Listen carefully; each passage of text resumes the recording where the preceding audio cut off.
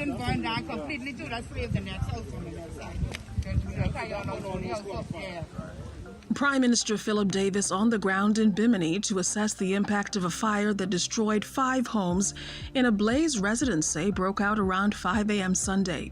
Offering his compassion and support, Prime Minister Davis addressed residents at the local courthouse. I am here to commiserate with you in your loss. I'm here to help burden the grief, help carry that burden of grief that you bear today. I'm here to say that whatever we can do to restore your lives to more normalcy, it's going to be traumatic when you lose almost everything that you worked for. I am heartened by the show of support that the community gave in this tragedy. 2 police mechanics are due on the island Monday to repair a non-functioning fire engine, but meeting immediate housing needs is already underway. We have already moved to ensure that you have places to reside. We have secured apartments, and in one case or 2, I think Big Game has provided for staff members. But we have secured apartments, and they all will be assigned immediately after. Foreign affairs teams are due in Bimini Monday to expedite the replacement of passports, and urban renewal teams to conduct further assessments. Impressed by the show of community support that averted a further tragedy, Prime Minister Davis talked with residents about possibilities that would stave off a similar incident. Now, if we get a marine type centrifugal pumps that we had a long time ago before, it could go. We had BC had one, but what they sent back a few years ago. You could have been on that side of the island and run 3 hoses.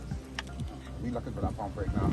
For now, though, everyone is happy that there was no loss of life or injury and are holding on to this assurance during this trying time.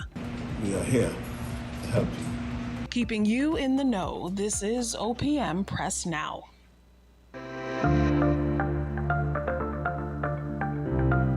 Prime Minister Philip Davis was among world leaders addressing the Summit for Democracy on Wednesday. Prime Minister Davis told the virtual event put on by the U.S. State Department that no nation can afford complacency as the goal of maintaining democracy changes with the times. Even long-standing democracies can be vulnerable to the erosion of key democratic values and institutions. Around the world, we have seen independent electoral authorities weakened, high courts undermined, checks and balances diminished, and critics persecuted.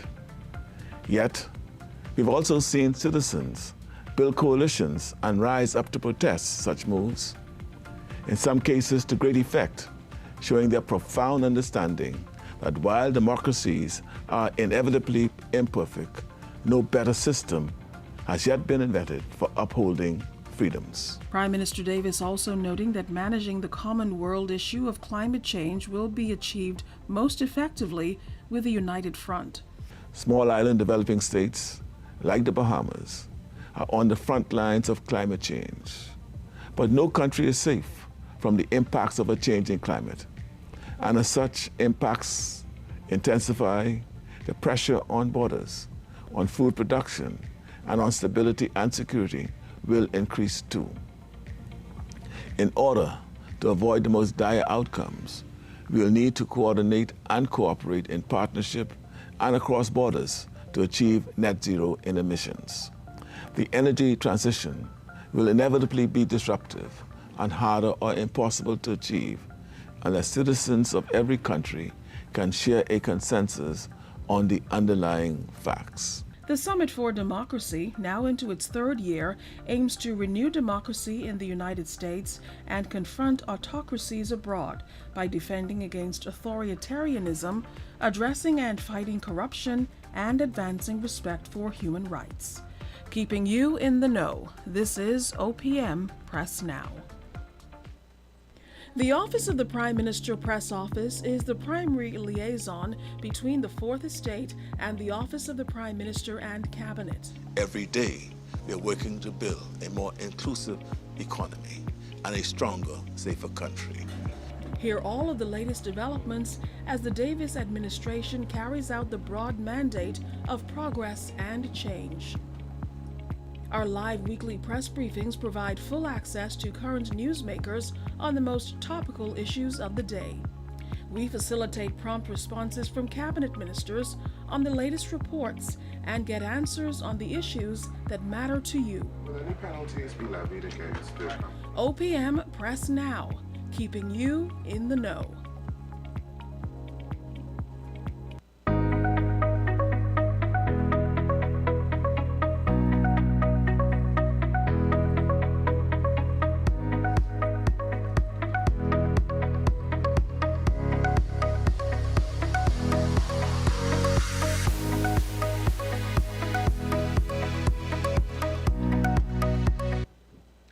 Good morning, everyone. Whether this is your first time or you are returning, it is a pleasure to welcome you to the Office of the Prime Minister's weekly press briefing, those in the gallery and those joining us online.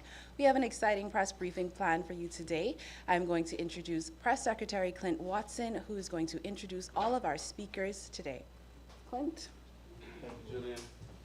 Good morning to you colleagues and to all of you joining us in various streams and live on the ZNS Network. Thank you. Apologize for our late start due to some of our presenters getting their PowerPoints to us late, but nonetheless, you always like to have a prompt start, so thank you for being here. Let me first say that we are grateful to all of you who have been reaching out to us for information. The purpose of this press office is to ensure that accurate information is disseminated on behalf of the Davis administration, and our partnership has continued to grow because of you reaching out, and we thank you for those efforts. As we seek to do every week and take your questions and highlight what's happening in the administration, is also to talk about things that we believe are connecting the Bahama Islands and connecting the nation to the world. And in a few days, that will happen with the 50th Carifta Games, which happens to fall here in the Bahamas, which happens to fall during our 50th anniversary. And it's much to celebrate and talk about, and so we thought it important to highlight that and to talk a little bit about what will be happening with the 50th Carifta Games and why it's important for you to participate in being a part of that event. And so we're going to talk to the local organizing committee about those plans and how you can participate if you have not already gotten your tickets, and what we can expect, why this is important, and we'll talk further along that line. And then, of course, one of the nation's top revenue earners, Customs, will talk about a new system, the software they've rolled out. You've heard us talk about it sometime this year, some of the challenges, some of the features, some of the good things that it does, and why it will streamline and help to optimize revenue collection. And so we're going to talk to the Customs Department about that as well. I have a couple of announcements, well, pretty much one announcement as well, and then, of course, our favorite segment where we highlight Bahamian food businesses that are making a difference. And so we have a lot to get to today and take your questions and answers that you've made requests of us. So let's get right into it. I'm going to invite the CEO of the 50th Carifta Games and the head of the local organizing committee, Mr. Lyndon Maycock, to come and address us on the 50th Carifta. Mr. Maycock. Thank you very much, Mr. Watson, and good morning to everybody, and good morning, Bahamas. We are exactly a perfect 7 days away from the greatest junior meet for athletics in the world, and it's happening right here in Nassau, Bahamas. And we are excited. We began in earnest from September of 2022, and we now are here in March 30th, 7 days exactly away from the greatest show on earth for athletics for junior athletes. There are a number of firsts that the Bahamas would have encountered in preparation leading up to these games. We would have encountered the largest sponsorship level ever in the history of the Carifta Games. We are now embarking on $1.5 million with respect to our sponsorship levels in cash and value in kind. We say a tremendous thank you to Oak Tree Medical Center, a newly ordained deacon from Evangelistic Temple, Dr. Don DeVoe and his wife, Christy DeVoe, for investing in our youths. Oak Tree Medical Center is our title sponsor for the games with an investment of $300,000 in cash for the games, the largest ever for a non-financial or for a first medical institution to sponsor the games ever in the history of the 50th anniversary of the Carifta Games. And so we say thank you to Oak Tree Medical Center, Deacon Dr. Don DeVoe and his wife, Christy DeVoe. Coming in also is Alive. Alive is a platinum sponsor, and they are coming in at $277,000 as our platinum sponsor. And then we have Gold Elite sponsor, Movie Group, who will be producing the actual games for us. And so Movie Group is coming in at $120,000, Scotiabank at $100,000, Accounting Outsource Services at $100,000, NASA Underwriters at $50,000, Bahama Waste at $50,000. I'm going to mention pretty much just our title partner, our platinum partner, our Gold Elite member, our gold member, at silver, and then bronze. There are a number of additional partners, and you can also see them. All of these partners and our financial statements are posted on our website for all to see. Everybody in the Bahamas, as a matter of fact, in the world, can see exactly how the funds for the Carifta Games are being spent in terms of all the monies that are coming in. We would have received to date some $4.4 million, our larger financier from the government. And in terms of our sponsors, $1.5 million. And so we are very grateful to the government and the people of the Bahamas for investing, as always, in the youths of our country. Continuing with our gold member partners, Firework Unlimited, Commonwealth Bank, Ernst & Young, Arwak Port Development, PricewaterhouseCoopers, Bahamas Limited, Mr. and Mrs. Trent and Julia Jordan, they are philanthropists out of Old Fort Bay,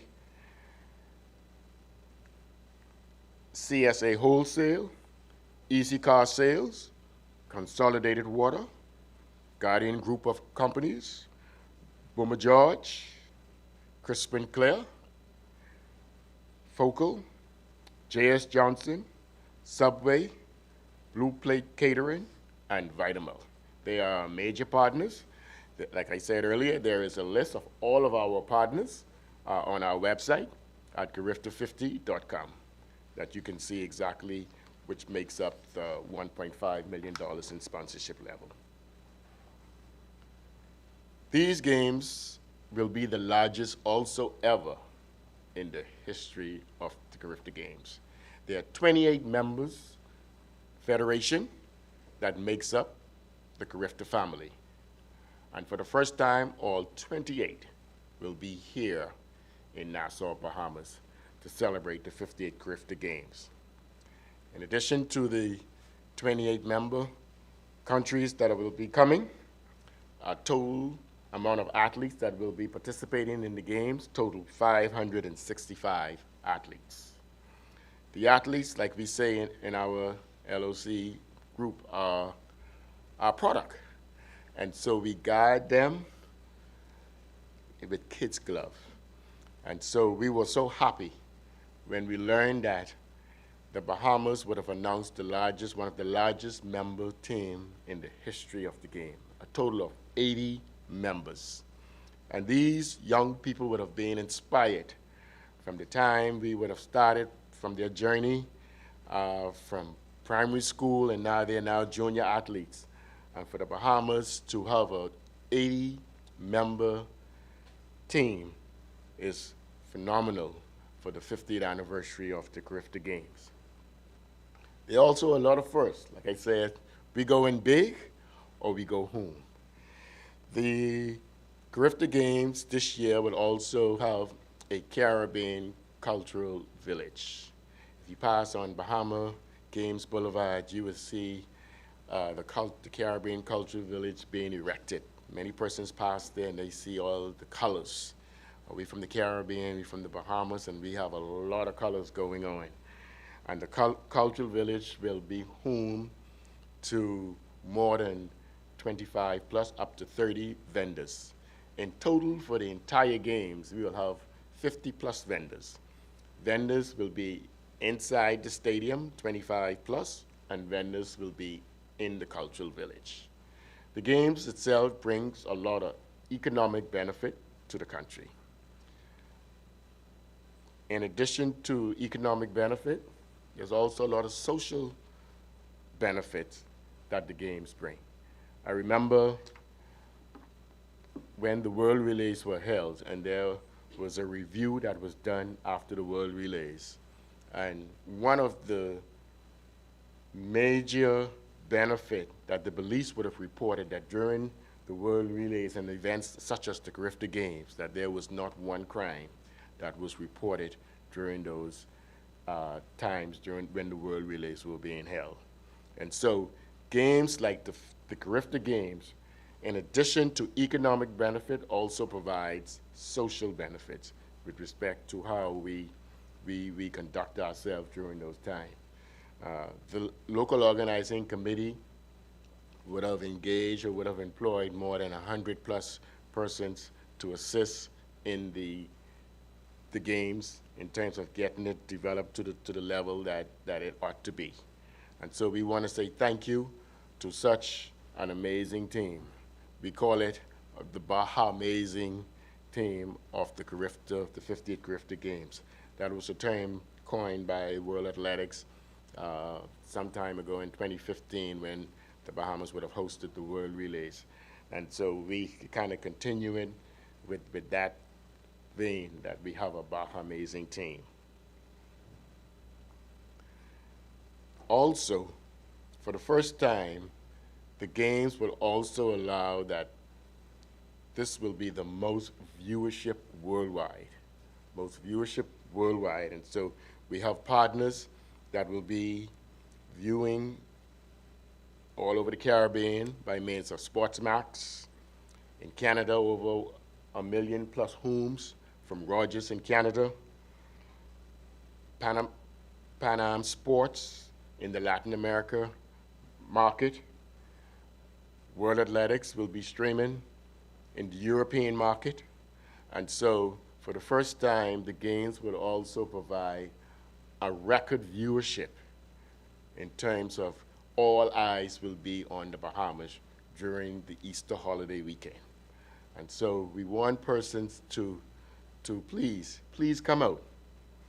The viewership is going to be large on television. We want also the viewership and participation to be that much larger inside the stadium. The stadium is able to house more than 15,000 persons. And we want the Bahamian populace, including those who resident here from other Caribbean countries and all over the world, to please come out and cheer on the youths of our nation from all over the Caribbean. Like I said earlier, there will be 28 Caribbean countries from the Carifta family that will be here April 7th through the 10th, the Easter holiday weekend. So we encourage persons to stay home. We know as Bahamians, when we get holidays, the first thing we do is buy our plane ticket. And so we want persons to remain home this particular Easter to come and cheer on the youths of our country and the region at large. There are a number of social events that are planned for the Carifta weekend, and starting off this coming Sunday. Like we said, the Carifta falls around the Easter holiday, which we call the holy time. This is the high point for the Christian faith here in the Bahamas. And so you would see a lot of Christian emphasis around the Carifta Games. If you pass, like you said, the Bahama Games Boulevard, a lot of persons passing that way were concerned and and say that the LOC had gone crazy because in the middle of February, there was the largest Christmas tree that was erected during that time. But what we wanted to do is to begin talk. We erected the largest Christmas tree in the Bahamas. It was a 50-foot tall Christmas tree. And then we erected the largest manger. And so we want to emphasize that the idea that Christ is born. Then we erected the largest cross in the Bahamas, 50-plus foot feet cross. And so everything is about 50. We're doing everything with 50. And so the largest cross ever erected in the Bahamas. And so Christ has died. And then you would move further to the west of, we call it the mini theme park for Easter. And then we have the largest tomb with the stones roll away. And then we dubbed that Christ is risen. And then Christ will come again. And so we have Christ is born, Christ has died, Christ is risen, Christ will come again. More so to bring the attention that the Carifta Games are held around the Easter holiday weekend. And so we wanted to ensure that persons kind of talk about it and get in their mind when we hear April 7th to the 10th, you know, Easter may not resonate. And so we wanted to let persons know that it's around the Easter holiday weekend. And so our social events start this coming Sunday, April 2nd, with our Palm Sunday service in the Cultural Village. There's an amphitheater that is erected in the Cultural Village. There's a Palm Sunday service that will start at 9 a.m. and it's open to the entire public. Believers Embassy International will be the lead in terms of leading the charge for our Palm Sunday service. And then on April 7th, which is Good Friday, is the official opening ceremony for the Carifta Games. April 7th is the official opening ceremony for the Carifta Games. It's free to the public, and it starts at 4 p.m. in the afternoon at the Thomas A. National Stadium. Okay? That's April 7th, Good Friday at 4 p.m. It's the opening ceremony for the Carifta Games, free to the public. Later that evening, in the Cultural Village, the chaplain of the Carifta Games, Pastor Mario Moxie, and his fine members at Bahamas Harvest will be having a Good Friday gospel concert and production in the Cultural Village in the amphitheater. And so it's free to the public, and so the entire public is invited after the opening ceremony around 7:30, 8 o'clock. The Bahamas Harvest will conduct a Good Friday gospel concert and Good Friday Easter production in the Cultural Village. On Sunday, these are the social events. On Sunday,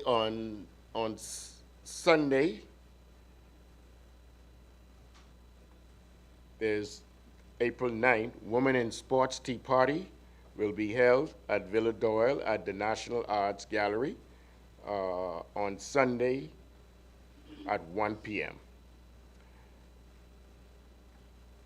On Sunday, early Sunday morning, these are all the social events. There's also a worship experience at 8 a.m. before competition starts at 9 a.m. There will be a worship experience also by our chaplain, Pastor Mario Moxie, and the Bahamas Harvest will be taking the lead, but the entire public is invited before we go into competition at 9 a.m. on Easter Sunday morning.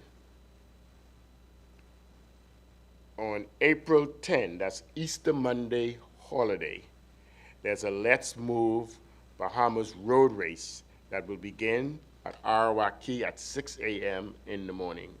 A Let's Move Bahamas road race that will begin at 6 a.m. and that's under the auspices of the President of World Athletics. That's Lord Sebastian Coe. He will be in town for the Carifta Games. In addition to Lord Sebastian Coe, who's expected to be here for the Carifta Games, all of the council members for the Carifta Games, for World Athletics, will be here in Nassau, Bahamas.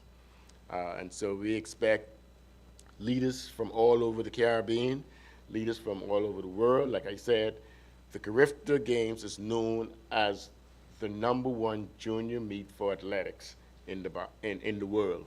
And so we expect a whole lot of dignitaries, a whole lot of persons will be coming to the shores of Nassau, New Providence, the weekend of April 7 through 10. Competition begins Saturday morning. Saturday morning, competition begins at 9 a.m. at the Thomas A. Robinson Stadium.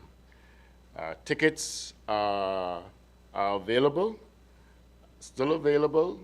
You may not be able to find any VIP, no gold tickets, but we do have silver and bronze. And every seat, I must stress here, every seat in the stadium are great seats. And so regardless of where you sit, seats are good in the stadium. And so please come out Saturday morning. All morning events are free to the public. And so you can come in the morning and you can come in free to watch the competition on Saturday morning. You could come in free on Sunday morning, and you can come in free on Monday morning to watch competition. The evenings are ticketed, and tickets start as low as $10, from $10 to $50. The $50, unfortunately, are all gone. Those $50 went fast and furious. And so the $50 are all gone, the $40 are all gone. And so you have tickets starting from $10 to $30 that are still available. And I must encourage our people to please get your tickets. Tickets are going very, very fast. You don't want to get left out because, like I said, these games will be one of the greatest games ever in the history of the Carifta Games. Also we want to take it to the next level, and so we decided to also, when persons are seated in their seats, in the comfort of your seat in the stadium, you can order through an app your lunch, whatever food that you want from vendors within the stadium, and we will bring it directly to your seat. Okay? And so there will be a kind of, what you call it, a concierge service that will serve you from the comfort of your seat. So you won't have to miss a race. You know, you don't have to miss a race. And so these are things that we are doing to make the experience for you coming to the games that much better. The LOC has taken the position. We want to cater and we want to ensure that those who are attending the games enjoy themselves. Our security is beefed up. You don't want to come to the game and then when you leave the games, your car is broken into. And so security is going to be tight. The bathrooms will be clean. And so it's amazing that after international events that we would have held in the past, one of our high points from those attending the games was that the bathrooms were very clean. And so it shows a level of how committed we are to ensure that the experience that those who are attending the games have a great time, right down to using the restrooms, okay? And so we are excited. We look forward to a great event. We have invited my marketing team to come on the Good Friday. The Good Friday, this is Vanessa Benaby. We have a lot of young people that are also employed with the games. Vanessa has just recently returned home with a master's degree in business administration with a concentration in health management. So anyone who's looking for a good prospect, Vanessa Benaby, she's available. in terms of, but she's responsible for our merchandising.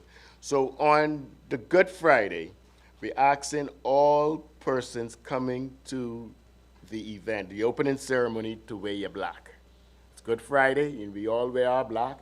We go to church, we eat our fish and bread, and we wear our black to church. So come Good Friday, we asking everybody to wear your black.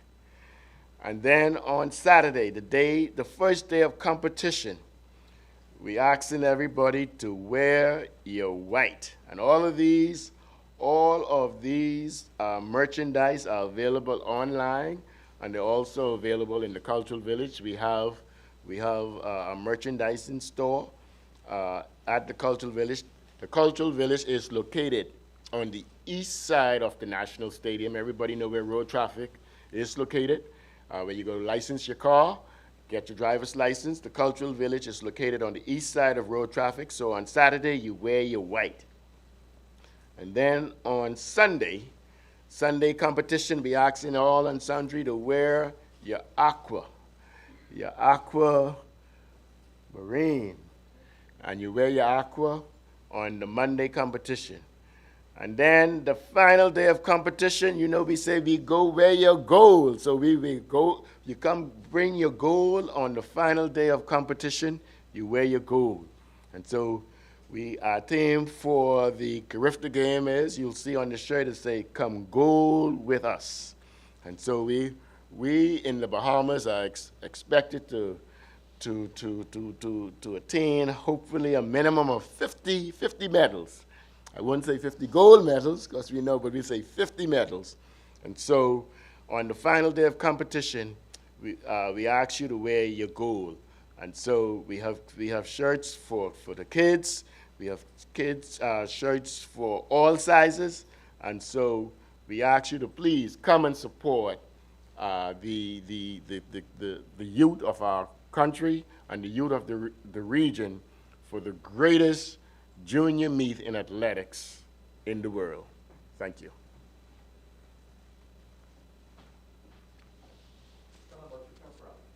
Oh, that's right. That'll be, and today starting at 4 p.m., Team Bahamas will be on the streets of New Providence.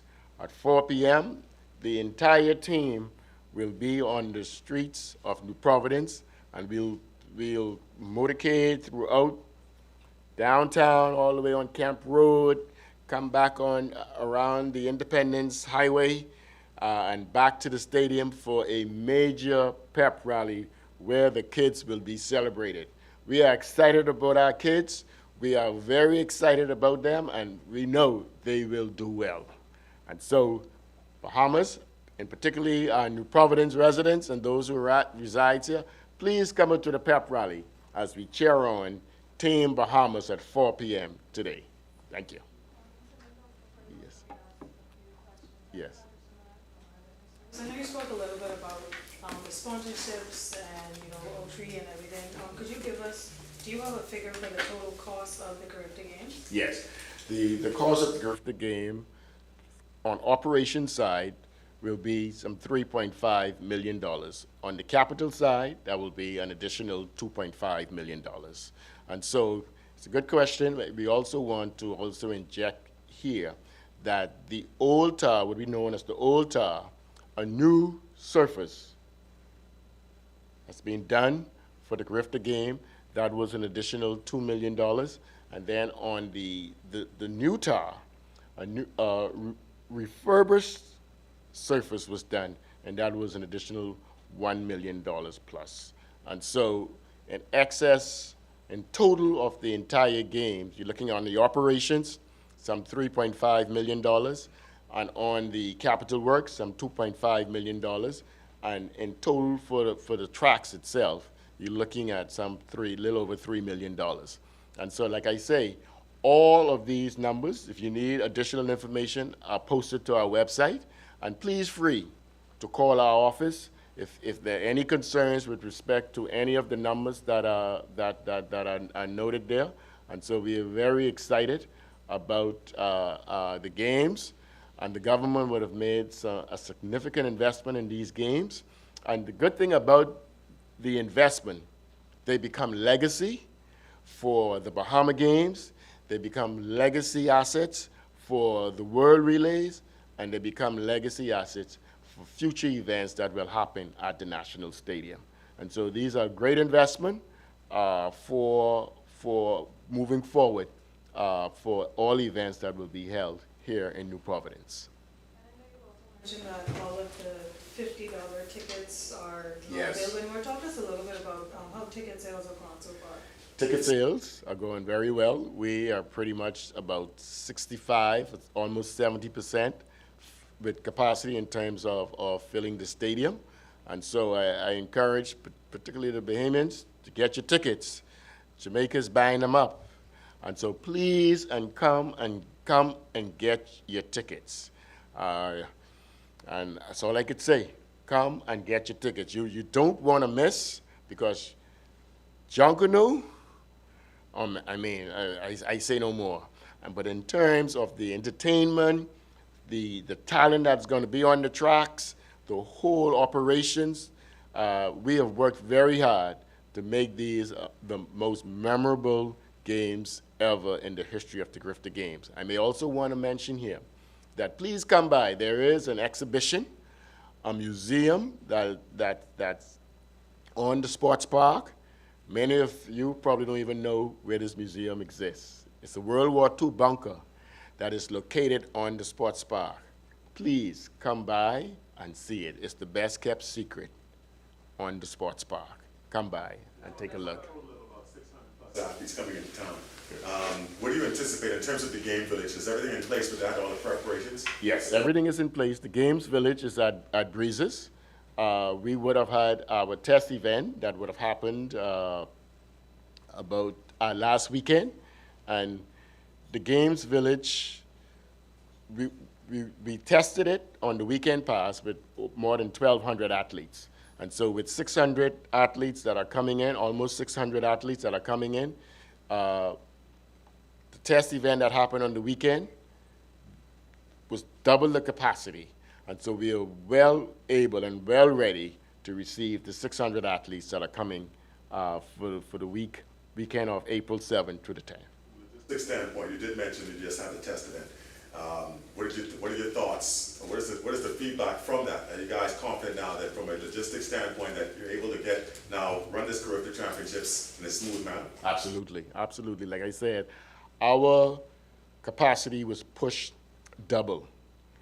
And so with 1,200 athletes last weekend and 600, almost 600 for the Carifta Games, it should be a well-oiled machine with respect to how we carry on and execute the Carifta Games. And so we're ready.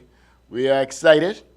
Like I said, we were at this from September of last year, and we are ready and ready and ready to go. And the capital works you referenced earlier, they are all completed. Everything that you need to do in that arena or area is done. Everything with respect to the Carifta Games are done. What's happening now, we're just dressing it up. We're putting our pageantry up. We are getting our tents sorted out. The broadcast team is coming in. And so the capital works for the Carifta Games have been done. It's completed, and we're moving forward. Do you have any expectations for the revenue projections as well? The revenue projections, like I said, pretty much the majority of it would have come from our sponsorship, which was $1.5 million.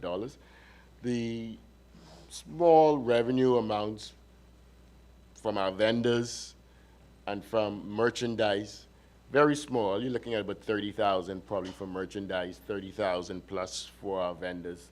And so the majority of our revenue projection would come from our vendors, from our sponsors, 1.5, and the largest financier would have been the government, which could get to about $5 million. Currently, we would have received some 4.4, but it can get as high as $5 million. Just like to ask you two quick questions. One, could you touch more on the route of the flow parade? And after that, if possible, could you mention briefly, talk about partnerships the government agency incorporating GAC committee, how important that was in Yes. getting things done. Absolutely. And so like the route will start on the east side of road, where road traffic is. We will head north to Ponciana, and then we would go down to, okay, hold on, my marketing team is telling me they send me, you know, okay, hold on, let's get the route proper. Okay, oh, there you go, okay. And so it starts at, like I said, at the Thomas A. Robinson Stadium on the east side, and then we head south on Bahama Games Boulevard, east along Tony William Darling Highway, continuing east along Independence Drive, and east-west highway to Marathon, west along Robinson Road to Blue Hill Road, north along Blue Hill Road, turning west onto Big Pond Highway, that's near NIB, south along Bahama Games Boulevard, and then we'll end at the Thomas A. Robinson National Stadium for the pep rally. And so there you have it. And then the GAC committee, oh yes, it's very important that we would have engaged all of the government agencies and corporations to make these games the greatest ever, from Ministry of Health, the Defense Force, the police, the Met, and so all of the government agencies and corporations are involved in the games to make these the greatest games ever. Thank you. Thank you, sir. Thank you. Thank you. I know that ran a bit long, but we thought it important because of the importance of this weekend. To wrap up our Carifta Talk, we're going to invite the president of the B3As, Jamiko Archer, to come and talk to us about the local side. You've heard about the local organizing committee, but what about Team Bahamas, right? That falls under his purview. So I'm going to invite him to come and say a few words regarding Team Bahamas. Mr. Archer.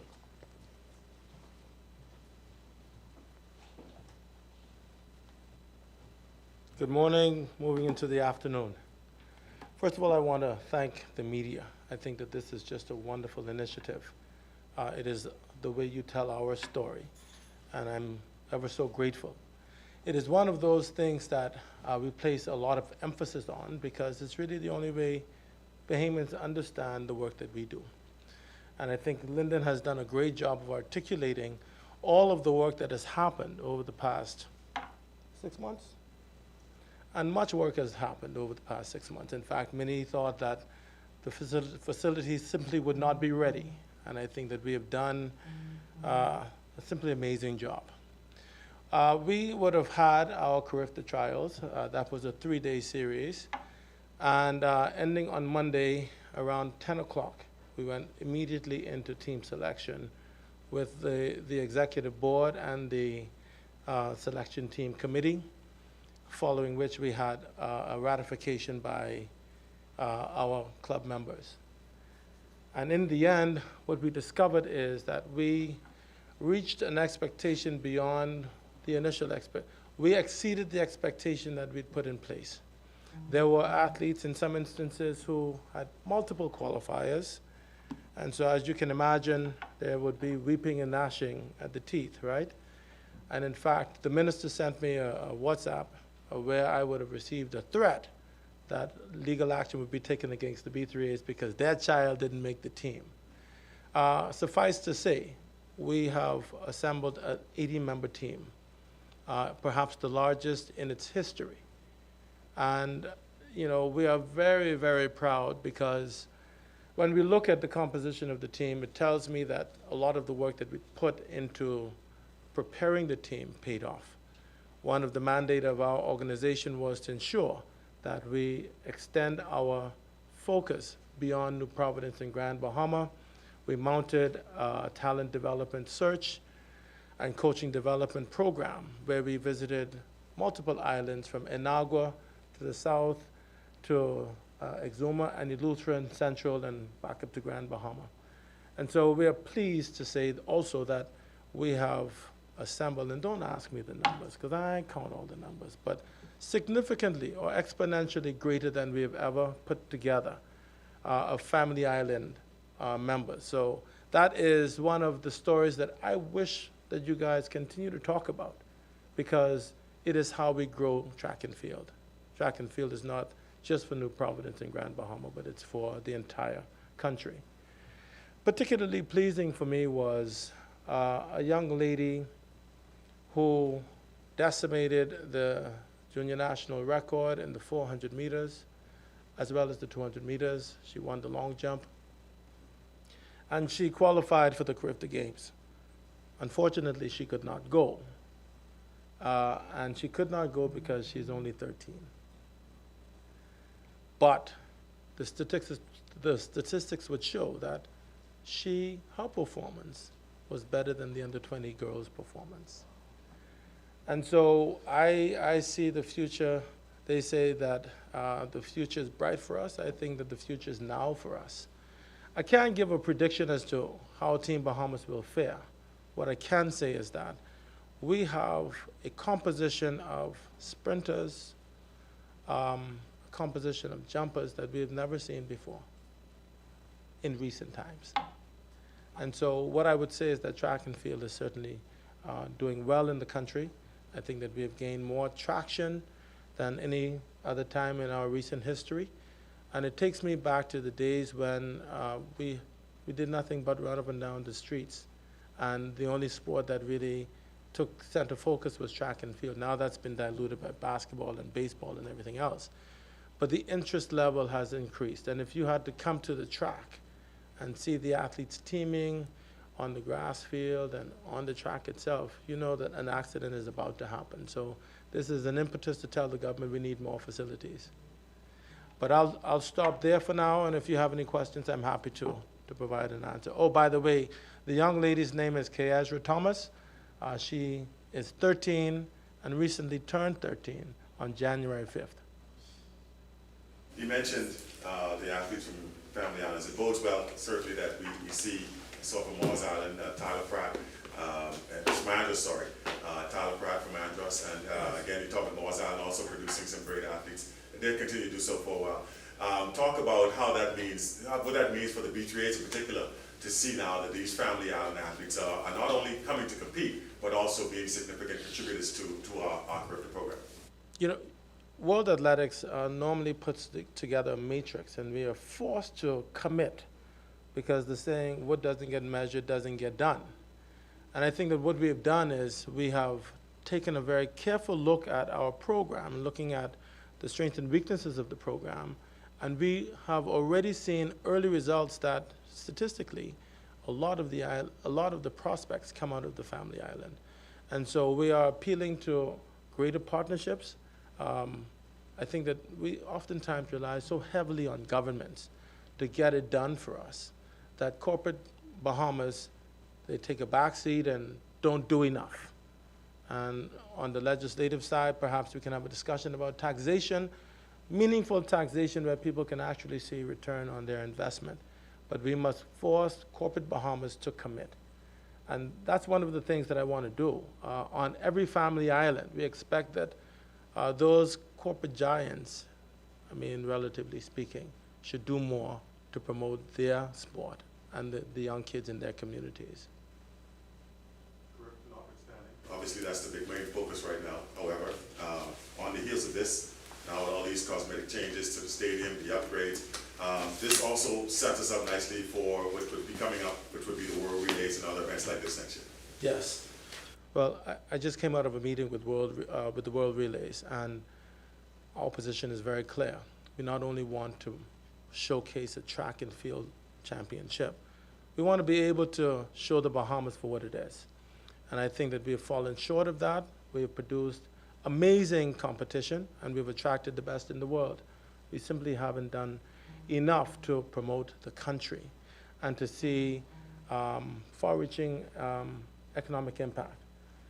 So one of the things that we've put to them is that we want this to not to only be an in-stadium event, we want this to be an out-of-stadium experience where, like the Carifta Games, that is a microcosm of what we believe the potential can be. We talk about Junkanoo Carnival, and there will be deeper discussions about how we make the World Relays experience an extended experience so that we're not just coming for 2 days, but we're coming for multiple days, and we are engaging different sectors. so that the entertainment element will become a major focus for us as we move forward. And the cultural village concept that Lyndon Doors have done so masterfully well with, we expect that it will be an international food festival, an entertainment carnival, and I think that the expression of Jonquillo will be center stage. So don't worry about the event itself. The event itself is perhaps at the highest level. We offer the best product in the world, and that's why we beat Switzerland in the bid. And the giant Switzerland simply could not compare to the product that we offer for this particular event. So I'm excited about the World Relays. You should also know that the World Relays is the qualifying event for the Olympic Games. If you don't come to the World Relays, you simply can't qualify for the Olympic Games in the relays. And that means that the world's best will be here once again. The team, in terms, most of the other nations would have already selected and begun practices. You're referring to Carifta? Yes, Carifta. Any concerns about cohesion or anything like that, or are you confident that it won't matter? None whatsoever. None whatsoever. The coaches are responsible for preparing their athletes, and they're on cycles. The synergy takes place with relay exchanges. The team will be here by Saturday. Most members of the team will be here by Saturday to be a part of the church service on Sunday, and they'll go right back into training. And so we are ready. We're the host city, so submission of names logistically never posed a problem for us. No concerns there. Thank you. Anybody feel Carifta fire? I feel excited. I should say we expect the nation's leader to pop in at some point with the rally today. He is committed to being a part with the young people. Yes. I was talking and wasn't following the script. Fern would kill me if I didn't mention that you are all invited to participate in the float parade, and the Prime Minister will be joining us at the float parade. So it's exciting for the kids and exciting for the country. Right. Thank you. Okay, now to the more eager thing that you've all been waiting for, customs. Yay. Okay, customs is going to talk about a new system and software they've rolled out and take what questions you have on that. I'm inviting Nadia Newton-Williams and Officer Doyle Burrows to come and do that for us.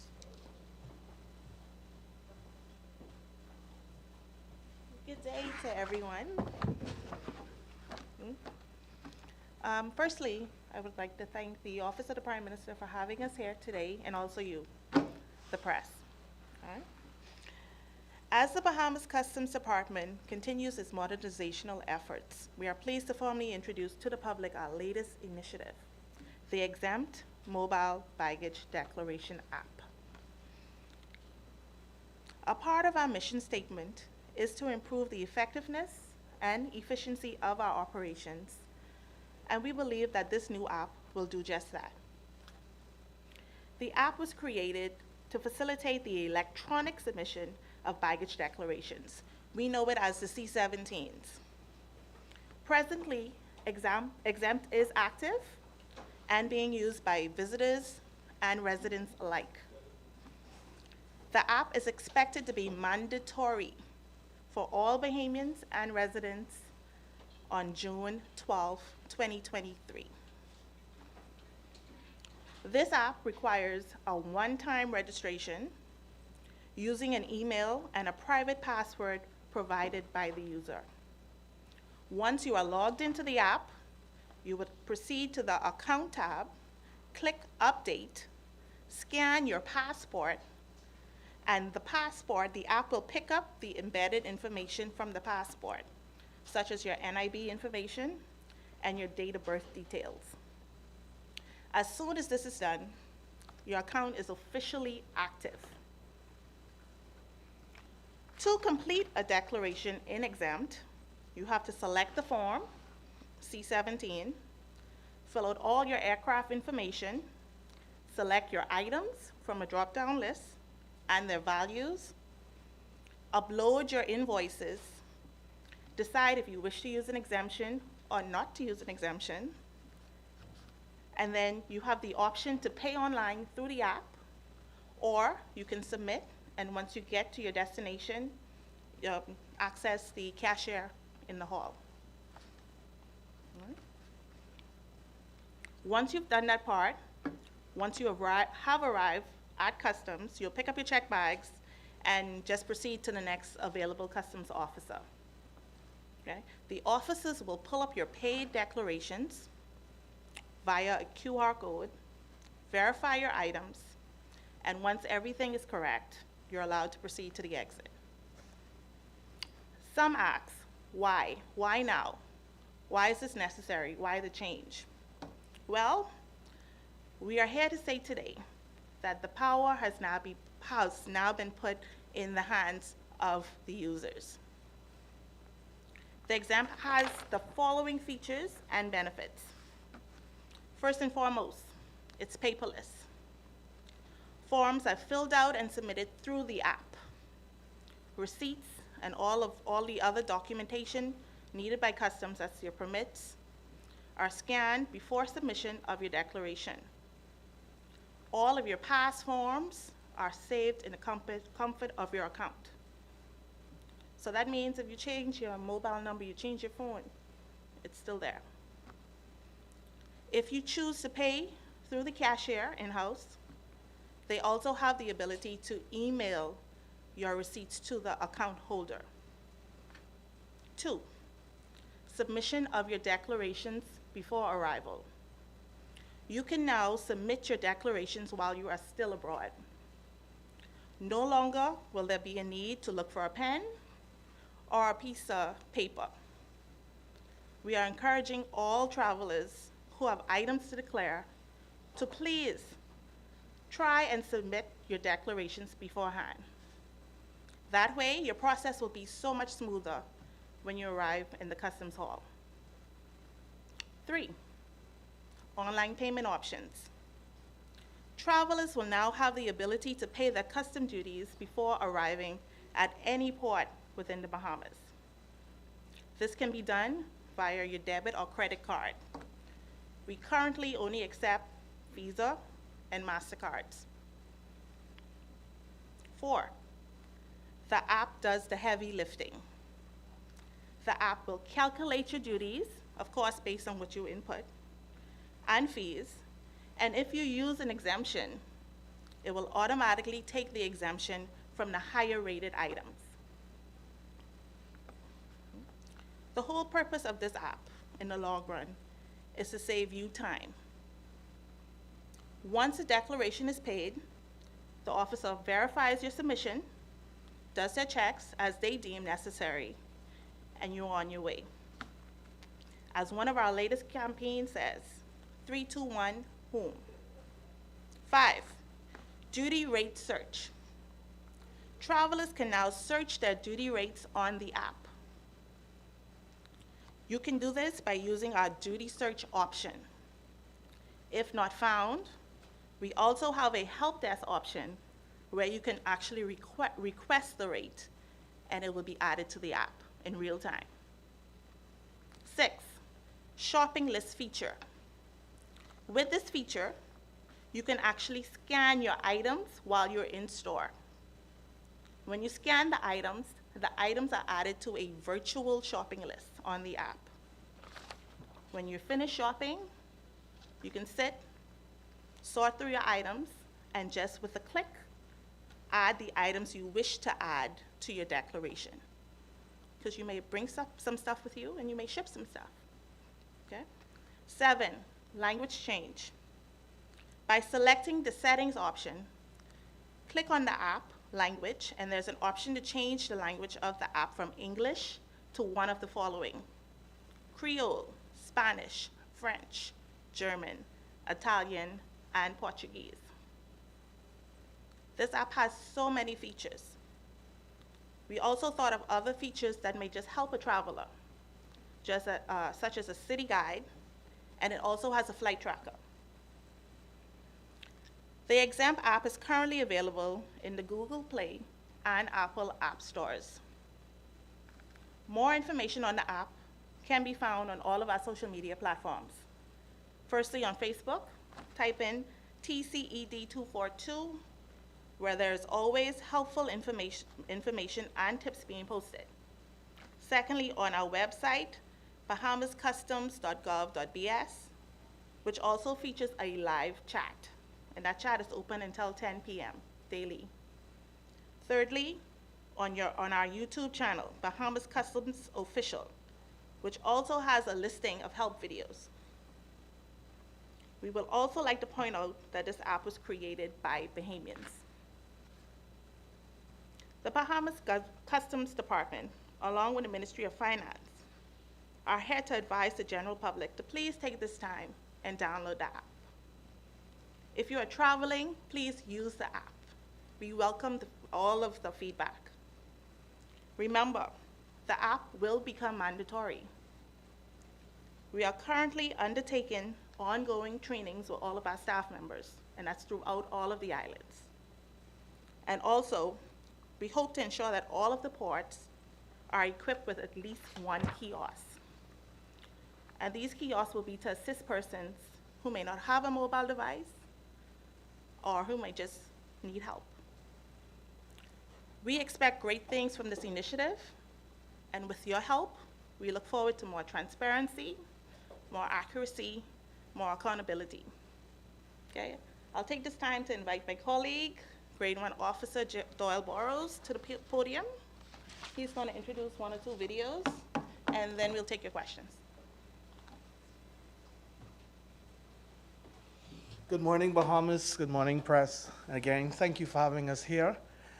It's an easy task for me this morning. I am going to introduce to you how to use the app. So the video that's going to play in a couple of seconds will show you how to create a C-17 declaration, and this is just the digital form for what you are used to filling out now at the airport. So media, can you go ahead and play the video for us?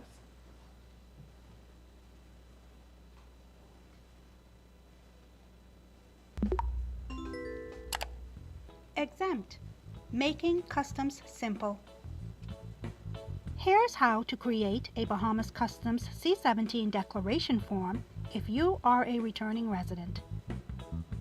Step 1. Select C-17 form for accompanied baggage. Step 2.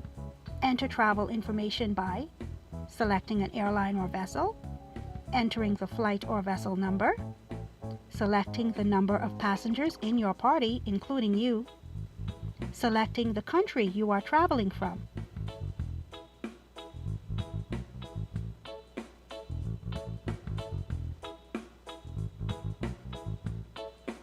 selecting the state you are traveling from, selecting the city you are traveling from,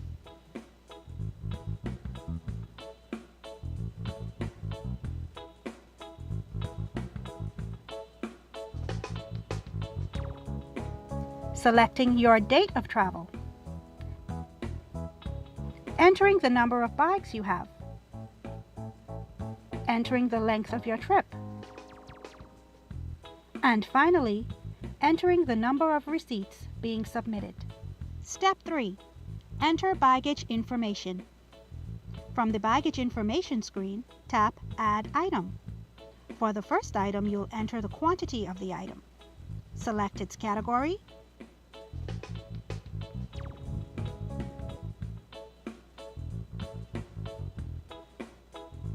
select the store it was purchased from, enter the description of the item, including brand and style,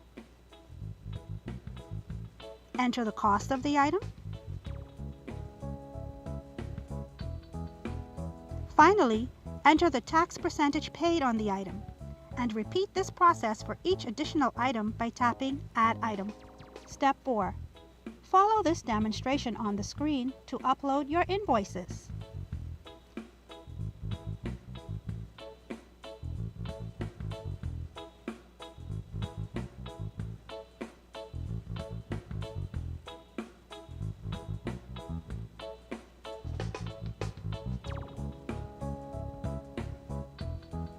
Step 5. Choose your exemption status.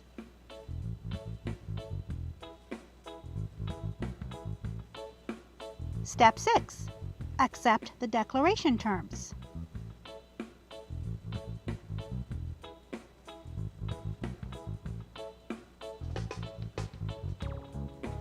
Step 7. Calculate duty.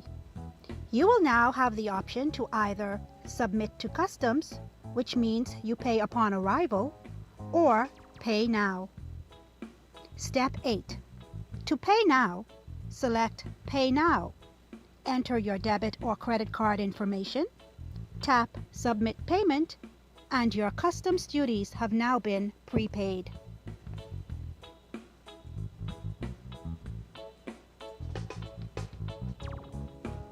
Step 9. Review your receipt to ensure that everything is correct.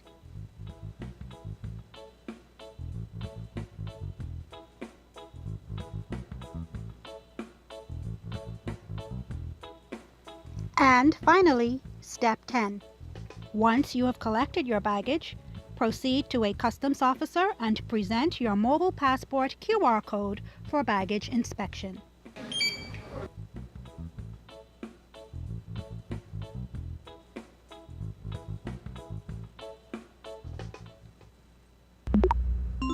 Exempt. Making customs simple. Those videos, along with several other videos, are available on our YouTube pages and our website. Again, on Facebook, you can find us by searching TCED 242.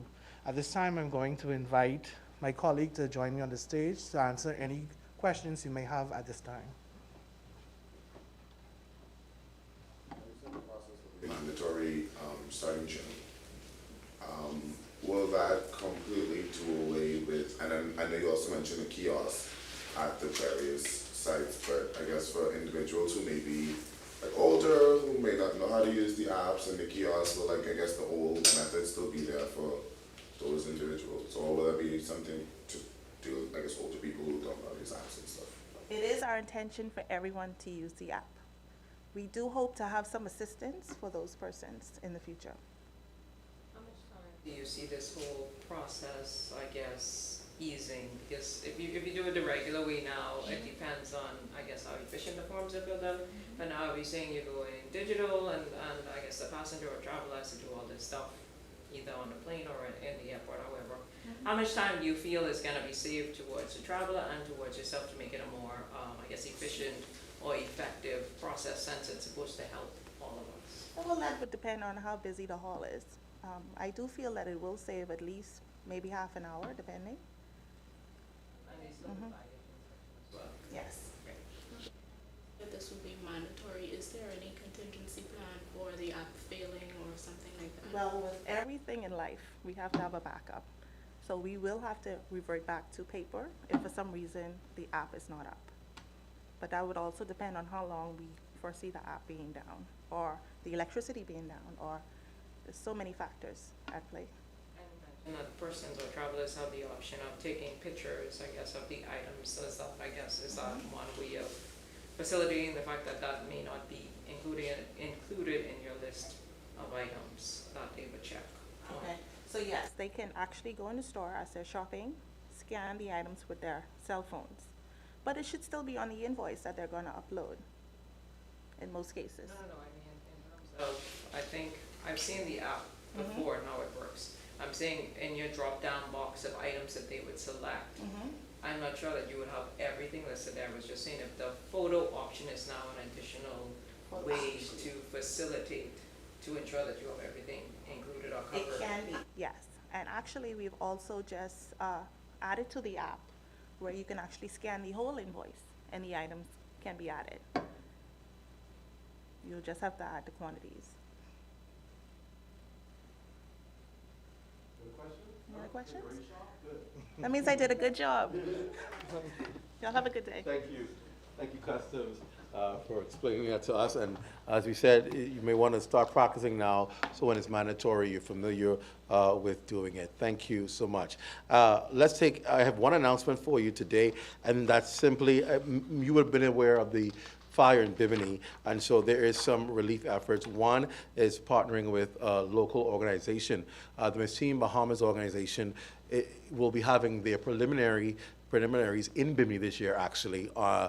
on the 12th of April. And so as a result, they've turned that event into a free event for Biminites. And they're also collecting here from the Capitol any items that people want to donate from stores, toiletries, clothing items, personal hygiene items. You can drop them off either here at the office of the Prime Minister all next week, or at Divas Inc., which is located on Bay Street. Drop those items off, and those items will be shipped and taken to Bimini during the preliminaries of the pageant with the contestants and distributed to those families who will be present so that we can assist. So those who've been calling asking how could people in the Capitol assist those in need with any items, that's your way that you can do it. Either drop off the item anytime next week. It cuts off on Friday of next week. At OPM here or at Divas Inc. store on West Bay Street. You can drop off items that will be donated to the family victims of that fire in Bimini. And of course, let's take any questions that you may have for me this morning. Before we close, Berthany McDermott, Our News. Anything from you, Berthany? Good morning. Are you able to say if all of the government MPs disclosed by the March 1st deadline? I can't. That information, you'll have to speak to the chairman of the Disclosure Commission. He would have that information. That's not something we would have readily available. And he should be able to tell you exactly who's disclosed, who's outstanding. They're responsible for that, an independent organization. Is there an update with talks with the government and the Petroleum Retailers Association? I know they were supposed to have a meeting. A meeting was held last evening with the wholesalers, not the retailers. And so government would have met with wholesalers last evening, and then the next process is to discuss with the Prime Minister what was discussed in those meetings, so a determination can be made, and then a meeting again with the retailers. So that meeting with Prime Minister is expected to happen sometime between now and the weekend, and then they'll make a decision to go back to retailers with. Given the situation or what has been explained with NIB and the fund, are you able to say when government will be able to make a decision or give us a timeline as to if we will see a rate increase or not? I can't. I have nothing to do with NIB right now. That is being dealt with at the cabinet level, and we believe when there's something more that they'll have to say, cabinet will make an announcement regarding it. Will any additional assistance be given to those persons who would have lost their homes in the fire in Bimini? I know you just mentioned, but is government looking to do anything extra or social, like anything? Government has already been engaged with those family members in Bimini. You would have heard the Minister of Social Services, who's also the Member of Parliament for Bimini. He would have outlined on Sunday what was available. They've been able to identify some apartments to temporarily house persons who have lost their homes. Those who work for Bimini Big Game, the hotel has said they will take care of housing for those employees who were impacted. And so that will provide temporary relief for a housing situation. The Ministry of Social Services also provided vouchers for the local stores there so that persons impacted could get the necessary toiletries, some clothing, some food to be able to carry them through for a certain period of time. Urban Renewal is also working with them to ensure whatever other needs are met. That happens. You would have heard that there is a mobile passport team to go to the island from Foreign Affairs, the passport office, to be able to help with the replacement of documents that would have been damaged in the fire. So there's a lot going on this week to stabilize and to help provide whatever necessary relief. Once that's done, there's an assessment, obviously, that's done with social services to determine what other further extent they may need to be helped. But the community, which was there to help put out the fire, has rallied to the call. As you would have heard with other organizations like the Miss Teen Bahamas is working with wholesalers here in Nassau when they go up for their preliminaries to be able to make donations as well. So we're assessing what relief is going on, where relief will come, so that we know what else can be assisting with those persons in that regard. Okay, thank you, BJ. Is that an answer news? Anything from Jim Leah? Hi. Any update on what's happening as it relates to the Hilton Hotel? I know it's been closed for some time. There was discussions of it being sold, but any update as to what actually is happening right now? Yeah, renovations have begun, and we expect that the hotel will reopen in the winter. Mm-hmm. I can't say. I can just tell you, according to the Minister of Tourism, that renovations have begun and it will open in winter. I don't want to get into assuming what may have happened. But I can tell you, if renovations have begun, and we expect it to open in the winter, then chances are somebody's going to be operating it in the winter. I'm sure the minister will make an announcement in short order.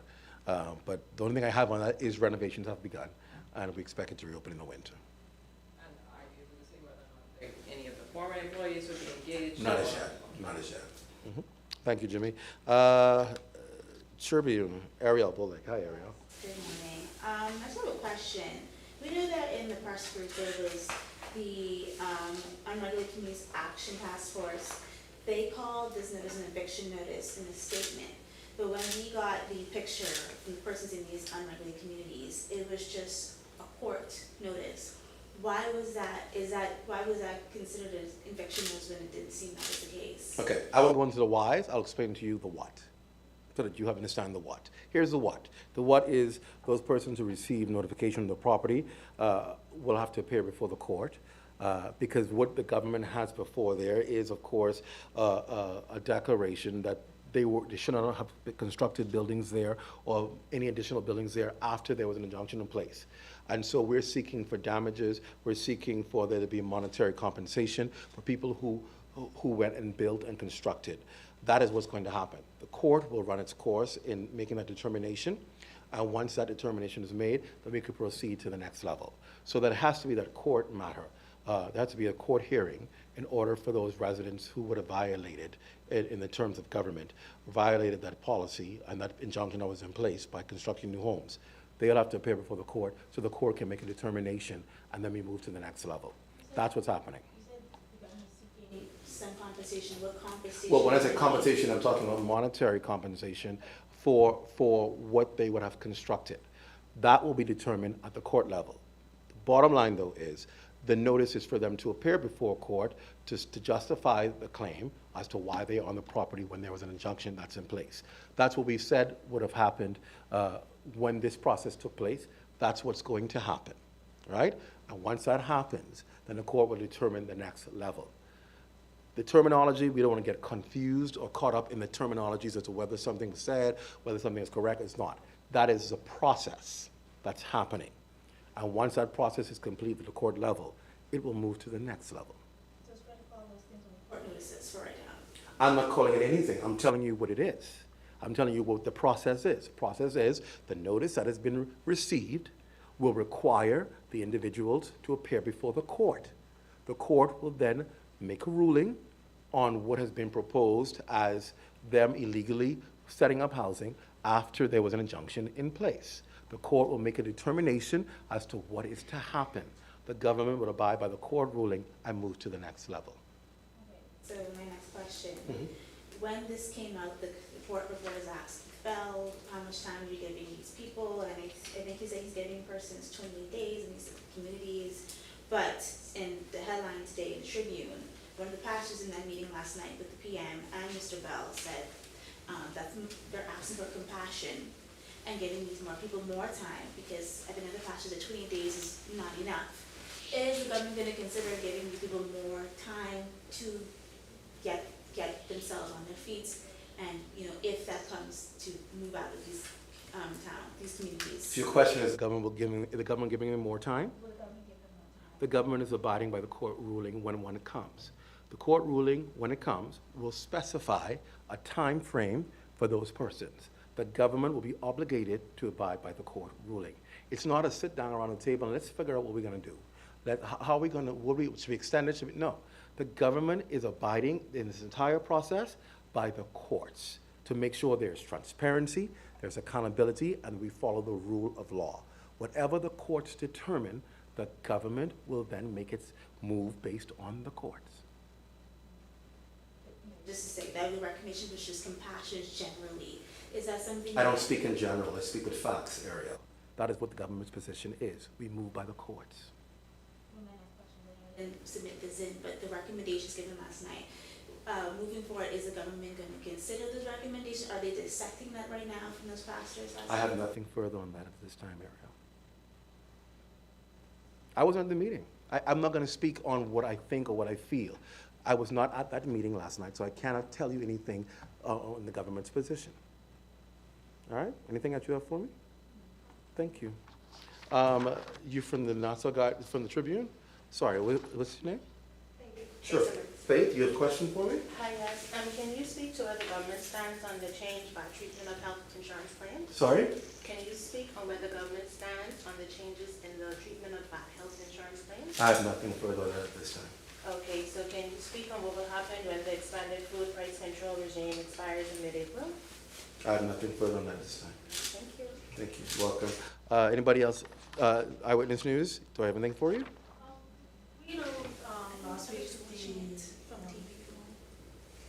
Last week, Can we have a second, Ariel, so I can hear your caller's question? Thank you. Last week, the Bahamas Unification President, Belinda Wilson, was saying that she thinks that it's time for the Ministry of Education to kind of tackle transgender education head on. What's the government's stance on putting, transgender education somewhere in the curriculum? We don't have a response on that. That's not a question the government ever placed on its agenda or put in its platform. We have nothing on that at this time. Anything else? All right. Destiny, JCN, anything for me? All right, and there'll be no further questions. We want to conclude our press conference today with our food business. We're talking today about plated catering and delivery. And our guest is Johnny Russell, who'll come and tell us about her food business and what she has in store for you, the media, today. So we'll conclude with Miss Johnny Russell. Is she here? Can she come quickly? We've been on the air quite some time. She should be more than ready. Come for me real quick, please. Come real quick. Johnny, can tell us about your food businesses. Thank you. Good afternoon, everyone. My name is Johnny Russell. I do catering, and I'm a private chef. I work at Life Wiki Club. I do party rentals. I have a cotton candy machine, popcorn, snow cone. Like my business, I just wanted to do something different other than actual catering.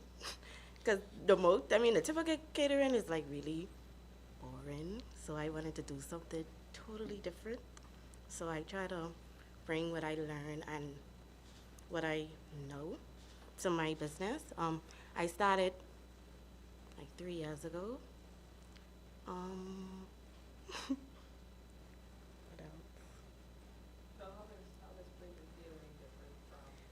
Because I try to incorporate everything from, like I say, the party rentals, the food, bartending, serving. Everything is just incorporated in one.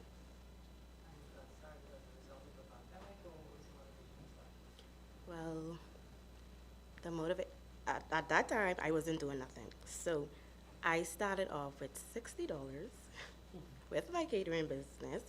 And from then, it just took off. And I love it. How can people reach you? Facebook, TikTok, Instagram, at Plated Catering and Delivery. Yeah. And then tell us what you have for us in store today. Well, today I have a waffle bar, a pancake bar, charcuterie cups, shrimp and grits, scrambled eggs, steak and eggs. I just have a variety of stuff. I just didn't know what to do. I really didn't know what to do. So I just did a lot, everything what I could have done. All right, thank you. You're welcome. All right, so you get the chance to sample a whole wide variety of things. Thank you so much for being here. That's our press conference, and it was a long one today, but a lot to cover. If you have any questions, you know how to reach us here at the press office at the Office of the Prime Minister. Good afternoon, everyone.